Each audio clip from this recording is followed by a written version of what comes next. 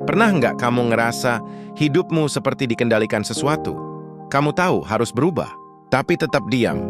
Kamu tahu itu salah, tapi tetap lakukan. Dan yang paling aneh, kamu merasa itu keputusanmu sendiri.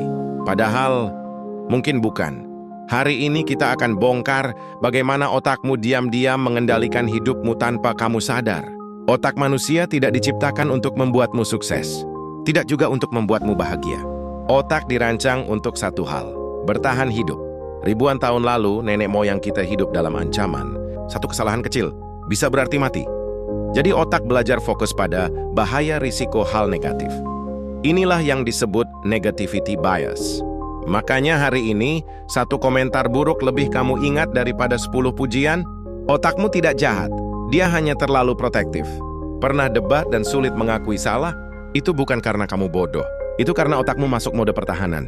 Fenomena ini disebut cognitive dissonance. Saat kenyataan bertabrakan dengan keyakinanmu, otak merasa terancam. Dan daripada menerima rasa malu, otak memilih membela diri, mencari pembenaran, memutar logika, menyalahkan situasi karena bagi otak harga diri ashes keamanan. Kamu mungkin bilang takut gagal, tapi sebenarnya kamu takut berubah. Otak menyukai kepastian. Walaupun keadaan sekarang menyakitkan, selama itu familiar, otak merasa aman. Ini disebut status quo bias. Makanya banyak orang bertahan di pekerjaan yang tidak disukai, bertahan di hubungan yang tidak sehat, bertahan dalam zona nyaman karena perubahan terasa seperti ancaman, meskipun sebenarnya peluang. Hal paling berbahaya bukan orang lain, tapi cerita di dalam kepalamu. Setiap hari kamu punya inner narrative. Suara yang bilang, aku nggak cukup pinter, aku memang begini orangnya. Sudahlah, nggak usah coba. Dan semakin sering kamu dengar itu, semakin terasa benar. Ini mirip dengan illusory truth effect.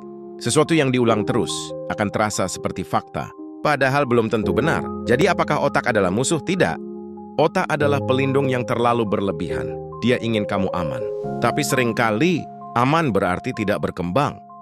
Masalahnya bukan pada otakmu. Masalahnya adalah kamu mempercayai semua pikiranmu tanpa mempertanyakannya. Padahal pikiran bukan selalu kebenaran. Kadang itu hanya reaksi lama dari masa lalu.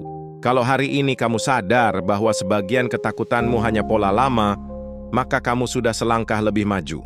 Karena saat kamu mulai sadar, kamu mulai memilih. Dan saat kamu mulai memilih, otak tidak lagi mengendalikan hidupmu, kamu yang mengendalikan otakmu. Kalau kamu suka konten yang bikin sadar seperti ini, channel ini memang dibuat untukmu.